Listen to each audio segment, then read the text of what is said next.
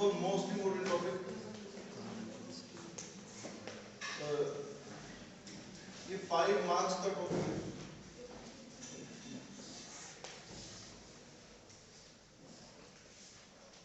अब पहली बात कार्नोट साइकिल को बोलेंगे क्या?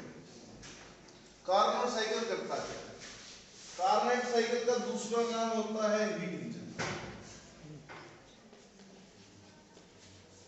जो ऑलरेडी आप पढ़ चुके हैं। Yes sir. इसके अंदर क्या होता था? सबसे पहले source, next working substance,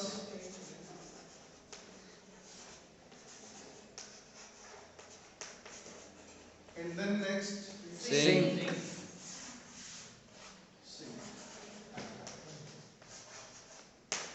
first of all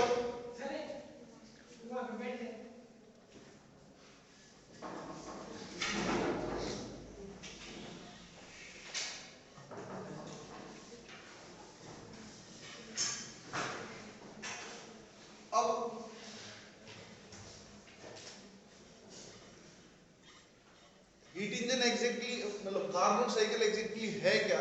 it is basically known as ideal heat engine. क्या बोला जाता है इसको? आइडियल। आइडियल हीट इंजन का मतलब क्या है कि इसको बनाना इम्पॉसिबल है, या दूसरी भाषा में बोला जाए आइडियल वर्ड का मतलब क्या है कि वो हीट इंजन जिसकी एफिशिएंसी कितनी हो? 100%। First of all, we can't make this engine. Yes sir. We can't perform this engine practically. Theoretically है, obviously बात है। दूसरी बात, वर्किंग सब्सटेंस, इसके अंदर जो गैस इन्वॉल्व होगी वो भी कैसी होगी? आइडियल, जो कि किस इक्वेशन को फॉलो करती है? PV/nRT। तो ये भी इम्पॉसिबल है कि आप आइडियल गैस ले रहे हैं। और सबसे बड़ी बात, इसके जो बेस में ना एक इंसुलेटिंग पैड लगा दिया जाता है, कारण in case proper heat sink तक नहीं पहुंच पाती बची हुई, तो उसको बाहर जा सराउंडिंग के पास जाने की बजाय कौन बचा ले? Insulating pad. तीसरी बात, जो वर्किंग सब्सटेंस है 1, 2 और 3 साइड कैसी होती हैं? Adiabatic balls. कैसी बोल्स होती हैं? Adiabatic, perfectly insulating. और नीचे से हीट देनी है तो ऑब्वियसली बात है हमें इंसुलेटिंग नहीं रखना पड़ेगा, लेकिन उसके बाद हमने क्या लगा दिया उसके नीचे? इंसुलेटिंग पैड, ताकि नीचे से भी जो हीट है वो भी कई बार आ जाए। So there is no loss of heat, no loss of energy as well. Efficiency कितनी? 100%। क्लियर? तो इसके अंदर अब 3 सब्सटेंस नहीं है, अब की बार कितने हैं? 4। पहला source, always at higher temperature T1। Heat कितनी देगा? Q1। Sink always at low temperature T2। और इसको हीट कितनी देगा? Q2। मतलब क्या सर, इसको समझने में इतना बहुत है, अभी बात खत्म नहीं हुई। बोला सर सोर्स और सिंक में ऐसा क्या चेंज होगा? इनकी स्पेसिफिक, इसकी स्पेसिफिक हीट होती है इनफाइनाइट। स्पेसिफिक हीट का मतलब सोर्स हमारे को हीट दे रहा है, किसको दे रहा है? दे रहा है। अब कार्नोट साइकिल कहता है कि इससे ये हीट ले, इसकी मर्जी, कितनी मर्जी ले ले, पर इसका टेम्परेचर जितना था उतना ही रहेगा। The temperature of the source won't change, बदले में आप इससे हीट कितनी मर्जी ले लीजिए। इसे बोला जाता है इनफाइनाइट स्पेसिफिक हीट। स्पेसिफिक कितनी होनी चाहिए? इनफाइनाइट। इसका मतलब क्या कि कितनी मर्जी हीट ले लो, इसका टेम्परेचर टच से मस नहीं होगा। वरना हम नॉर्मली क्या करते हैं, सुनते हैं कि अगर एक बॉडी से हीट लिया जा रहा है उसका टेम्परेचर डिक्रीज होने लग जाता है, तो सामने वाली आगे होने लग जाता है, इंक्रीज होने लग जाता है। ये जिंदगी का नियम है हमारा, ठीक है ना? सोर्स क्या है? हायर टेम्परेचर T1, जिसकी स्पेसिफिक हीट कितनी? इनफाइनाइट। कितनी मर्जी हीट दे दो, कितनी दोगे? Q1, लेकिन temperature temperature will remain constant, कितना? T1. It won't change. अभी बेसिक चल रहा है कार्नोट साइकिल का, आधा घंटा लग जाएगा सिर्फ ये लिखवाने में। दोबारा से अब बात करते हैं सिंक की। बोला सर सिंक को क्या कहेंगे, सिंक में क्या मॉडिफिकेशन है? सिंक बेसिकली इसकी स्पेसिफिक हीट भी कितनी होती है?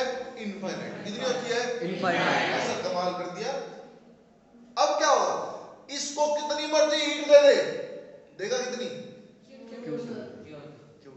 लेकिन इसका टेम्परेचर भी चेंज नहीं होगा। कहानी क्लियर? इतनी बात क्लियर? दोबारा से, it is at high temperature T1 whose specific heat is infinite, it can give any amount of heat without changing its temperature. This is a working substance in which ideal gas is involved.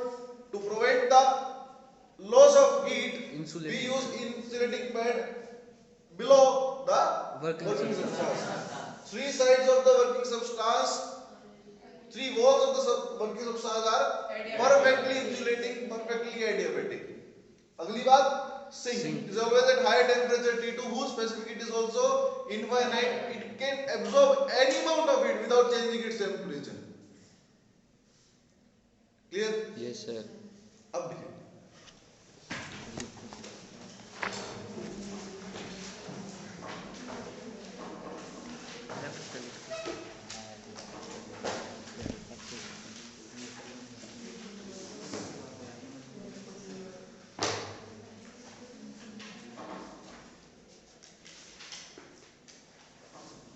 और जो Carnot है ये that was a scientist, scientist का नाम है basically, उसका exactly नाम था स्ट्रेडी, SAD, स्ट्रेडी Carnot.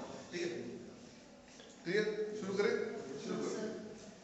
It is an ideal reversible heat engine, Carnot cycle में लिखेंगे, it is an ideal reversible heat engine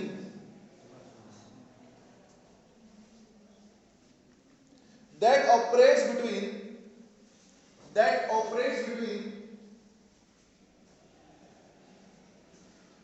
two temperatures T1, bracket में डाल दीजिएगा सोर्स, between T1 ब्रैकेट में डाल दीजिएगा सोर्स and T2 ब्रैकेट में डाल दीजिएगा sink. Clear?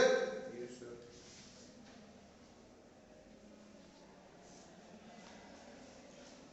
It operates through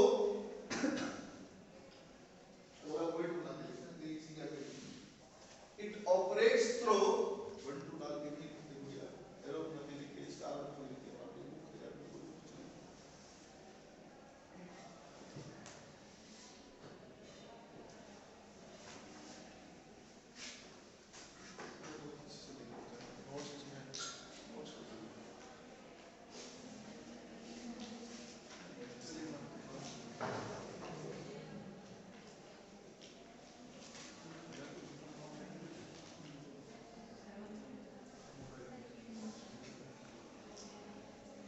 लिखिएगा, it operates through series of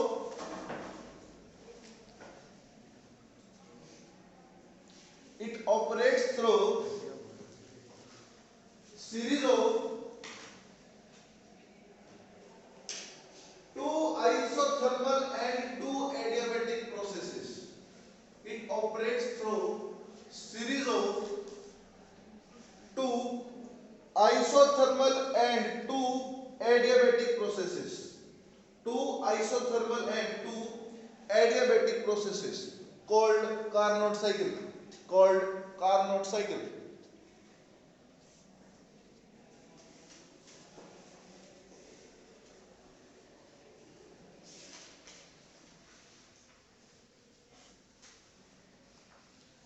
अब हेडिंग डालिएगा कंस्ट्रक्शन। अब इसी कंस्ट्रक्शन हेडिंग डालते ही आप पहले इसका डायग्राम बनाएंगे आपके सामने, सिंपल एंड सोबर।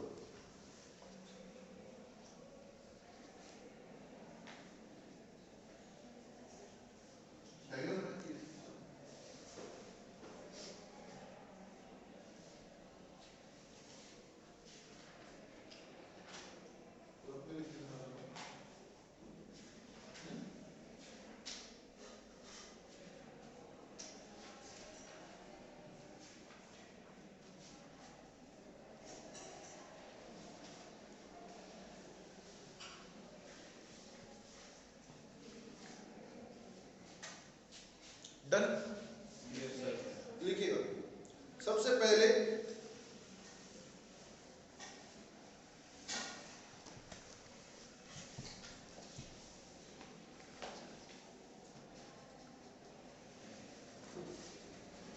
इसमें सबसे पहले एडिट डालेगा सोर्स, नंबर 1 डाल के लिखिएगा आपकी बात source.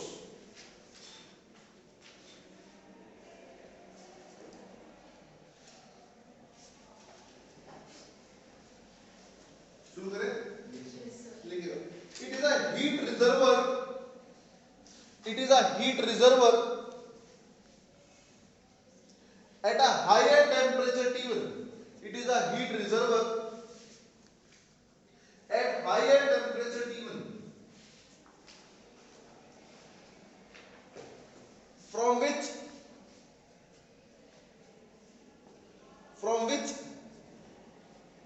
the engine draws heat। इसी सोर्स में अगला पॉइंट बना के लिखिए, it is supposed that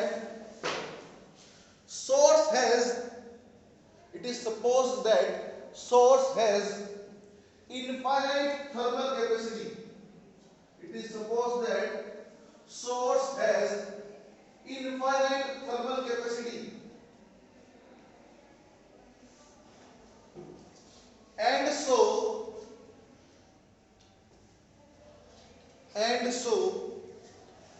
any amount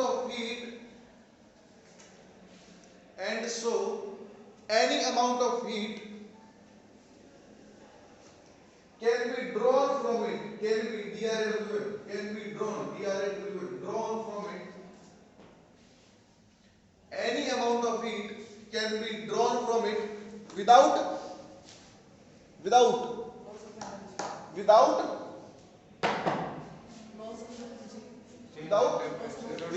changing the temperature, without changing its temperature T1, ध्यान रखना है आपका। इसके बाद सेकंड पॉइंट डालिएगा और डालिएगा सिंक। सेम बात इसमें लिखी जाएगी, इसकी भी थर्मल कैपेसिटी इनफाइनाइट है, जिसके ऊपर आप कितनी मर्जी हीट दे सकते हो बिना उसका टेम्परेचर चेंज किए। लिखिएगा it is a heat reservoir at lower temperature T2, it is a heat reservoir at lower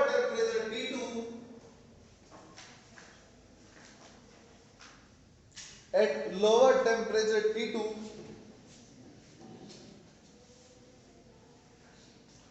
to which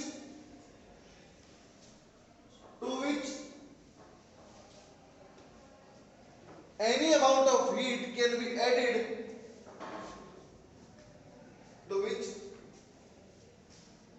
any amount of heat can be rejected, by the engine,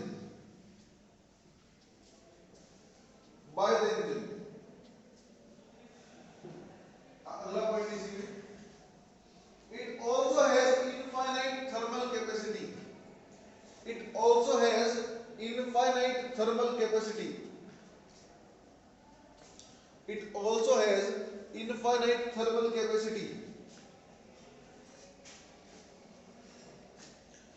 and so any amount of heat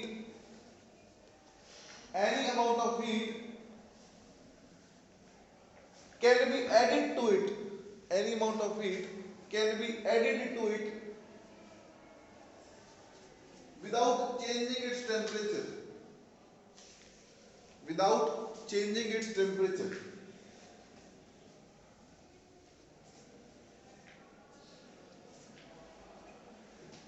इसके बाद third point इसका working substance.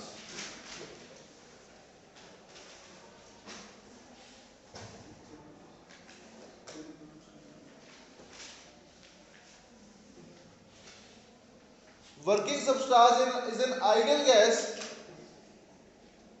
Working substance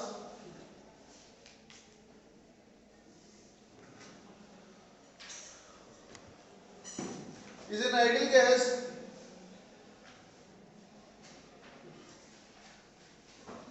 contained in a cylinder,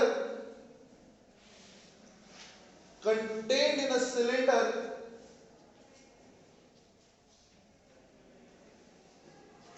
contained in a cylinder with non-conducting sides. समझ में आ गया ना? सारी sides कैसी है? नॉन कंडक्टिंग, पर ब्रैकेट में डाल दिया कैसी?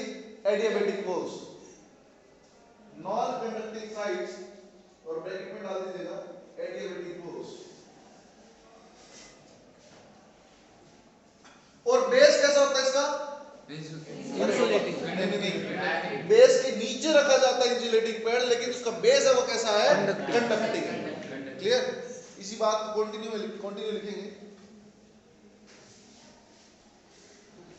but having a perfectly conducting base,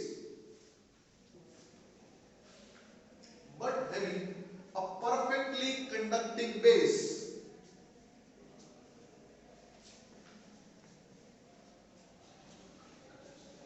अगला पॉइंट इसी में, this cylinder is fitted with, इसी में अगला point, working substance, this cylinder is fitted with perfectly non-conducting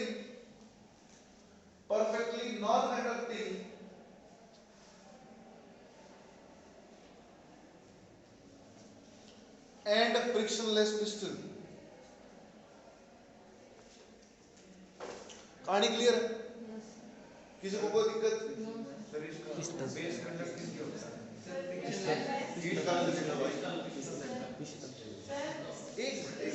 frictionless heat कहां से दोगे? चारों दिशाओं से तो आपने इंसुलेटिंग कर दिया, हीट तो नीचे से देगा, बाद में हीट देने के बाद लगा जाता है, एक बार गर्म कर दिया उसके बाद। ठीक है, अगली बात, अब नोट डाल के लिखिए, नोट डालिए और लिखिए, note, NOT, note.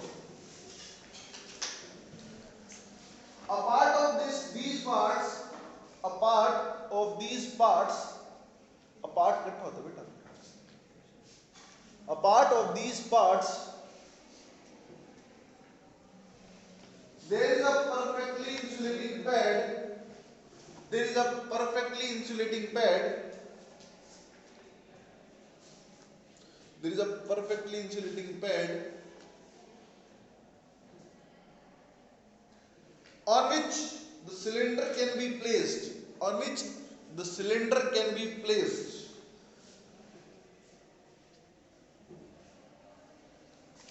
on which the cylinder can be placed. It would isolate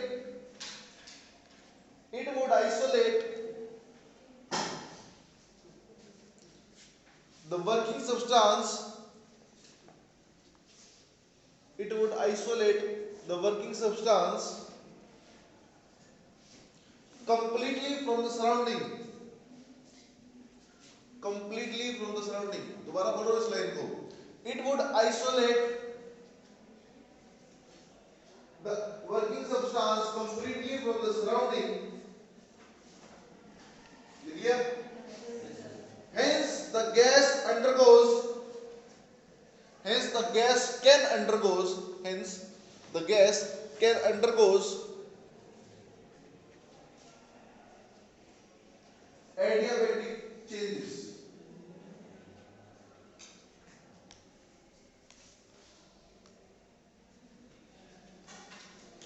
Clear? So this is just a construction for you। ये सिर्फ और सिर्फ क्या थी इसकी? कंस्ट्रक्शन। अभी आप कार्नोट साइकिल पढ़ेंगे, कार्नोट साइकिल के अंदर कितनी प्रोसेस होती है? 4। फिर उसकी वर्किंग करेंगे, कार्नोट थ्योरम बोलते हैं, उसके बाद उसकी एफिशिएंसी निकालेंगे।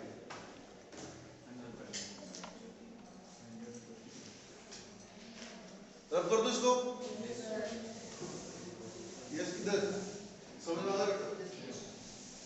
Anyone has a doubt? अगर किसी को यहाँ पर कोई भी बात पर 1% भी डाउट है ना, अभी ये भी पूछ लीजिए।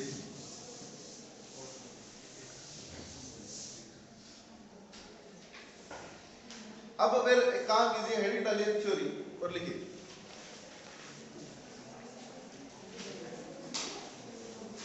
अब इसकी कुछ बातें, ये 4 प्रोसेस आती है, वो कौन सी आती है और वो कैसी कैसी होती है, उनका ग्राफ प्लॉट करेंगे, एक एक का वर्क डन निकालेंगे, फिर नेटवर्क डन निकालेंगे। लिखिए the carbon cycle consist of following 4 stages, consist of following 4 stages.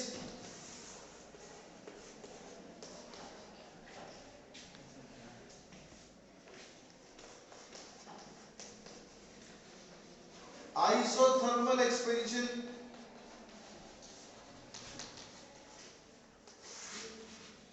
next adiabatic expansion,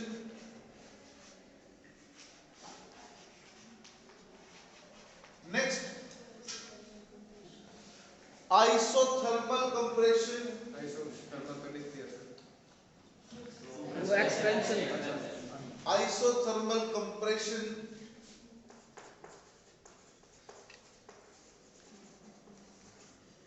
compression, and last adiabatic compression.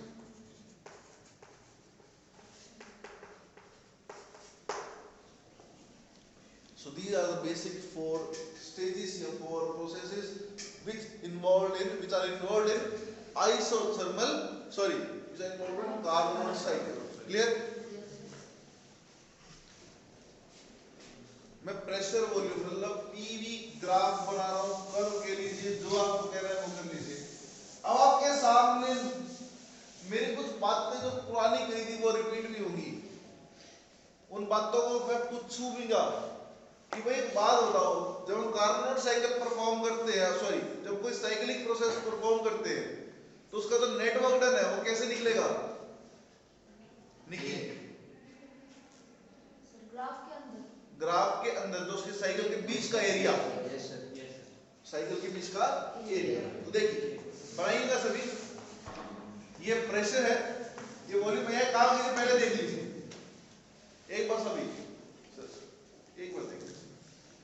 Initially मैं इस पॉइंट पे हूं जहां पर मेरा वॉल्यूम V1, प्रेशर P1, आप सबको ये मालूम है कि मैंने V1 P1 क्यों लिखा? ये x एक्सिस है और ये y एक्सिस है, x कोऑर्डिनेट पहले और y कोऑर्डिनेट बाद। आइसोथर्मल एक्सपेंशन करना है पहला स्टेप। हम बात कर रहे हैं कबीश, आइसोथर्मल एक्सपेंशन प्रोसेस स्लो है या सडन?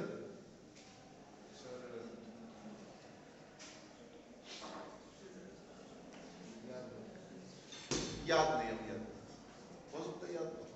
हम बात करते हैं मैक्स स्लो। कैसी प्रोसेस है? स्लो। Slow expansion.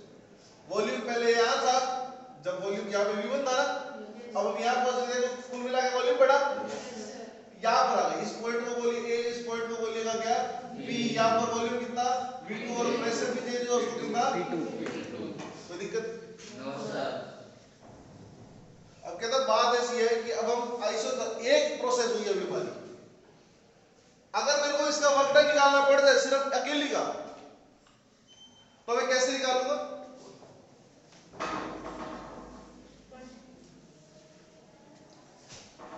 अगर मेरे को इसका वर्क डन निकालना पड़ता है तो कैसे निकालूंगा? इस कर्व के नीचे का एरिया, इस पॉइंट को मैं बोल दूं L और इसको बोल दूं अगर M, तो इसके नीचे का एरिया ऑफ रेक्टेंगल निकाल सकते हैं आप simple. Yes sir. Length into breadth करके आप इसका एरिया निकाल दीजिए। एरिया ऑफ आइसोथर्मल एक्सपेंशन आ गया। अब इसके बाद आपने क्या करना है? एडियाबैटिक एक्सपेंशन लास्ट में। सडन या स्लो? सडन या स्लो? आवाज नहीं आ रही। सडन लीजिए फिर ये रहा वॉल्यूम एकदम से बढ़ा, इस पॉइंट पर वॉल्यूम कितना? V3 और प्रेशर कितना? V3। क्लियर? अगर मेरे को इस दौरान का वर्क डन निकालना तो मैं क्या करूंगा, इसके नीचे का ये निकाल दूंगा।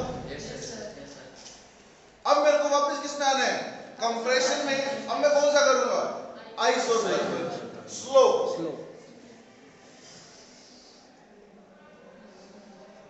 जिसमें वॉल्यूम कितना देगा, V4 और प्रेशर कितना, V4। क्लियर? अब हम किस पे जाएंगे, एडियाबैटिक कंप्रेशन, यहां से यहां। So we done 4 processes which are involved in Carnot cycle. पहली बात तो आपके सामने साइक्लिक प्रोसेस आया कि नहीं आया, A B C और ये हो गया D। हर किसी के नीचे का हर किसी का वर्क डन निकाल सकते हैं बाय यूजिंग ग्राफिकल मेथड। मैं आपको थ्योरेटिकली भी निकाल के दिखाऊंगा, बट ग्राफिकली आप सब निकाल सकते हैं।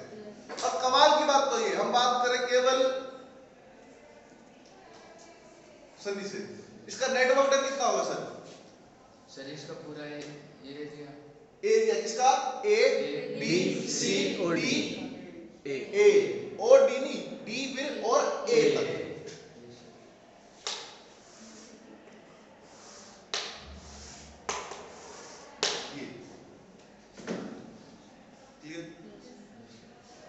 अब हमारी पूरी दौड़ इस वर्क डन को निकालने पे रहेगी। 2 तरीके से निकालेंगे, एक ग्राफिकल मेथड से और एक जो जैसे हमने वर्क डन इन आइसोथर्मल और एडियाबैटिक हम निकाल के आ चुके हैं। 2 ही प्रोसेस इन्वॉल्व हुई है ना। आज के लिए इतना ही बहुत है। ग्राफ बनाइए, समझ में आया तो ठीक है, नहीं तो फिर करो। ग्राफ के साथ इनके साथ एरो इन्वॉल्व करना